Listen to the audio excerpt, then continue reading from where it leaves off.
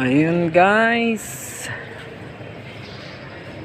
bagong taon, bagong pag-asa. Happy New Year po sa atin lahat. Tapos na po ang pangatlong misa ngayon dito sa Goto Shrine, Goto Lourdes.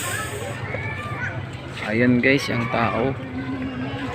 Bali pangatlong mas na nga yung naatinan natin, no? 10:30 to 11:30. Tapos na guys. Ayan, nag-uwian na yung mga tao, naglabasan na sa simbahan. Kaya nagawin natin, uwi na rin tayo guys, at magpahinga ng unti kasi uwi tayo kagabi sa medianoche, no? Hindi na tayo natulog kagabi. Nag-abang na lang tayo ng ng pagdating ng 12 noon ng gabi, no?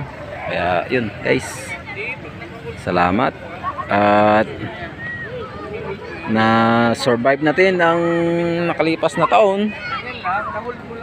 Kahit na naghihirap, pero kinaya talaga dahil sa pagsisikap at pananampalataya sa Panginoon, no? Dito tayo ngayon sa simbahan.